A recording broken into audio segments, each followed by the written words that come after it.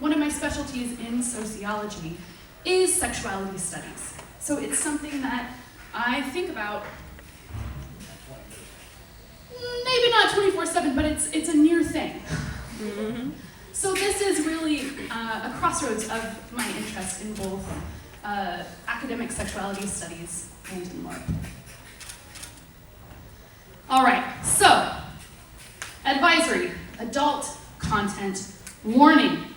I chose this image, which is the only image that you will see in my slides, because I think it really does a good job of illustrating how the majority of folks think about sex in the United States of America. And to be clear, I am going to be focusing almost entirely on US LARPing, US sexual culture, because that's the culture that I'm most familiar with. And in the US, we think about sex as something that needs an advisory and a warning, and something that is for adults only. And what that means is that sex is scary. As I'm going to talk about more in this talk, what I'm not trying to argue is sex is overarchingly great, right? There are lots of negative aspects to sex. There are lots of negative experiences that people have had with sex, but that being afraid to talk about sex is not the way to move forward, right? So why are we afraid of sex in LARP? Well, I'm sure there are more reasons than the three up here, but these are the three I just want to touch on, all right? These are three important reasons, and they're three valid reasons, but I don't think that we should then see them as barriers to thematizing sex in LARP. So the first is stigma. Those of us who are part of the LARP community know that outside of the LARP community, and even among other gamers or nerdy circles, LARP tends to have a stigma, right? And so when you are part of a stigmatized group, and people already think you're a bunch of weirdos, you don't want to bring sex into the mix so that they also think you're a bunch of perverts, right?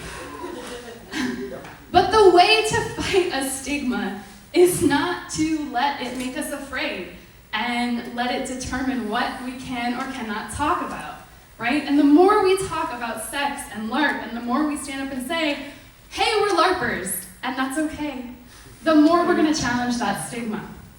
The next thing is safety. We had some amazing keynotes this morning that were talking about safety. Safety is a real concern in many of our communities, and particularly when you add in themes of sex and sexuality, those safety concerns become even more important. And I would argue that, again, rather than be afraid to then bring sex in, we see that as an opportunity to bolster our safety cultures. That having robust safety cultures in our games, in our communities, makes our games safer overall, even if we're running and playing games that never touch on sex at all. And finally, liability and lawsuits, right? So this is a real problem in the United States, even if your LARP has nothing, again, to do with sex. But it makes people even more nervous because there's always the potential that someone is going to bring some kind of suit against us. So again, let's recognize these as real issues, but let's move past them and not see them as barriers. So what is the point of sex in LARP? I'm going to tell you a little anecdote. I was in a game, and this game really sort of started my journey to thinking about designing for sex in LARP. The game was set in a 1920s speakeasy, and it was meant to thematize the seedy world of the 1920s speakeasy. There was intrigue, there was blackmail, and there were lots of secret affairs. And there was a sex mechanic. This sex mechanic I will summarize as 15 minutes in a corner. It's not as fun as it sounds. What you were supposed to do if you were having sex with someone is you were to take them to a corner or some sort of secluded place in one of the play spaces, and sit with them for 15 minutes. And the organizer said, you can do whatever you want in those 15 minutes. You can play cards, you can play patty cake, you can sit there and stare at the wall together. Whatever you want to do. The most important part was that you were out of gameplay for those 15 minutes. So, I had a great time at the game, but afterwards I couldn't stop thinking about that 15 minutes in a corner. Because what role did sex play in this game besides taking people out of the game for 15 minutes? And I started thinking about why this bothered me so much. And what I came up with was the idea that sex should mean something. It can mean different things in different games, but it should mean something. And so I started thinking about all of the different ways that sex could be part of a LARP. So when I talk about sex in LARP, I'm not just saying sex content, let's throw it all in, whatever. I'm coming from a sex-positive position. And what do I mean by that? This lovely quote by Hannah Grossmo sums up what I mean. I am not sex-positive because I think all sex is positive, but because I want to diminish the negative and I want to grow the positive. Talking about sex is a revolutionary act, especially in the United States. Woo! So we've got a paradox of sex in the United States. Sex is everywhere, and yet we don't talk about it, right? Sex is all over the media, and yet having real conversations about our sexual experiences, about our sexual desires, is something that happens in very, very limited spaces. Sex education, I could give you a whole panel on how awful sex education is in the United States, but it's terrible. And when we rely on the media to give us our understanding of sex, to give us our conversations about sexuality, what we are left with is a narrow, normative idea about who is desirable, about what sex can look like, and about what bodies can have sex. Woo! Fuck that. So why LARP? All right? So LARP is one of the mediums that I got really interested in because LARP can give us access to stories. And it can give us access to the stories that aren't being told anywhere else, as so many of our presenters have already brought up. But LARPs can also help us to imagine different and better worlds, right? And I believe, I'm going to try to convince all of you to also believe, that sex can and should be part of that better world. LARPs can talk about sex without having to have sex take place in the LARP. Later on this evening, I'm running Ashley's Bachelorette Party, which is all about giving women characters a space to talk about sex, to talk about their sexuality. Nobody in the game actually has sex with each other, but they open up that space, they open up that dialogue, which is so rare. Even if you don't care about social justice, right? That's not something that you're concerned with. Being deliberate about game design in any way, including sex, can improve your game. All right, if we're going to talk about a better world, if we're going to talk about a new world, imagining these possibilities, part of what I'm talking about is what Jose Munoz calls queer worlds. And queer worlds are all about this idea of imagining the potential, right? Of being able to picture what that better world that you want looks like. And Munoz's idea of a queer world puts queer folks of color at the center rather than at the margins. So it's all about making space and imagining these new possibilities. So these are some basic things that you can do when you are writing a game that has sex in it. Think about making queer spaces in that game.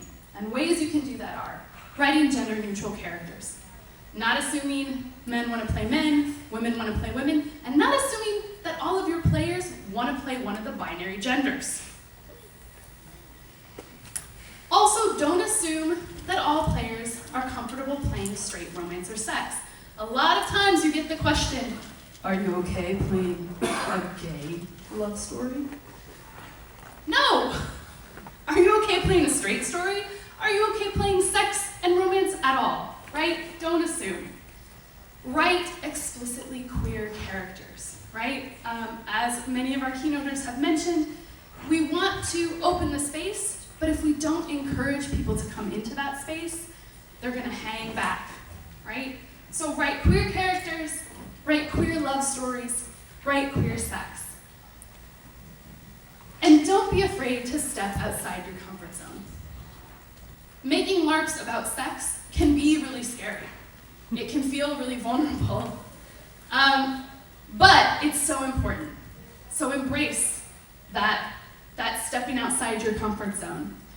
And I encourage you to go that one step further, right? This is a good starting point for representation. But what if we put queer experience, right? Non-normative, non-heteronormative experiences at the center?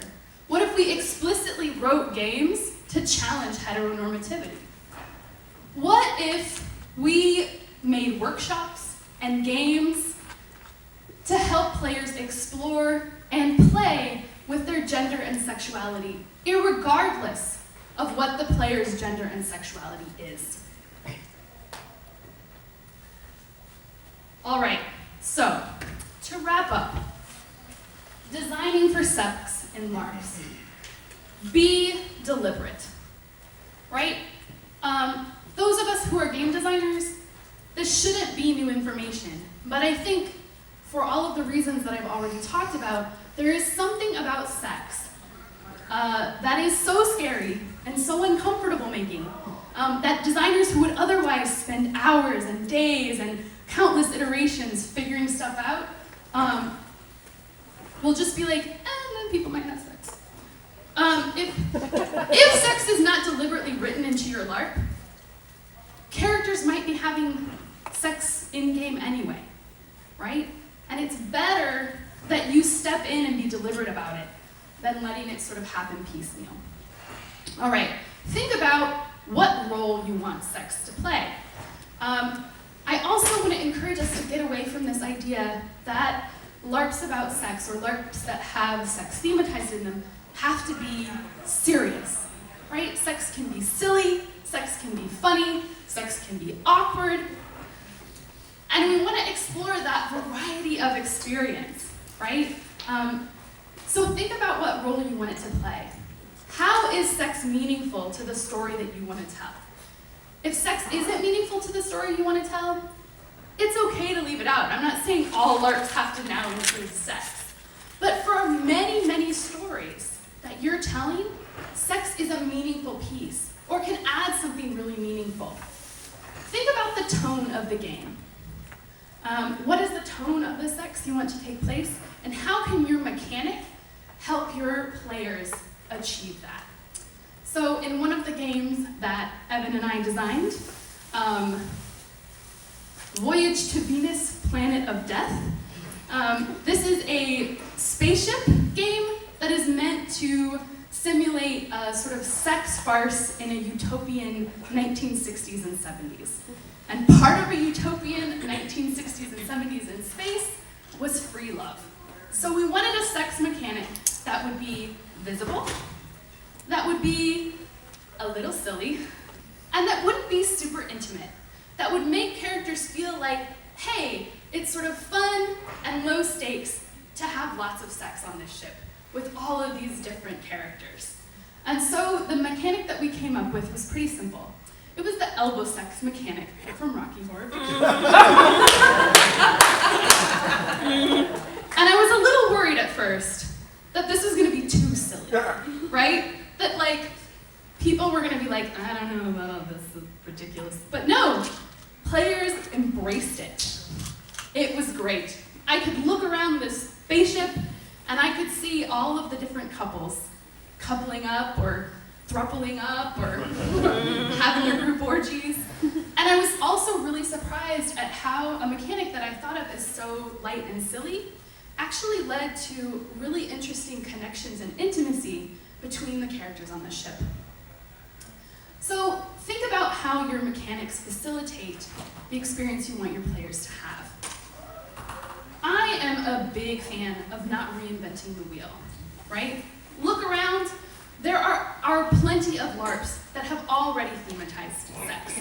There are mechanics that already exist, that Mo and I are going to be talking about tomorrow, that already look at how you can thematize sex during your game. So you take a look at those, decide, is this something that would fit really well? Does it fit with the story I want to tell? Does it fit with the tone of my game? Right? Can I just take it and go, pop? Can you hack it? Is there something that you really like about this mechanic, but maybe it doesn't do exactly what you want to do, and so you can tweak it a little bit? Or should you create your own?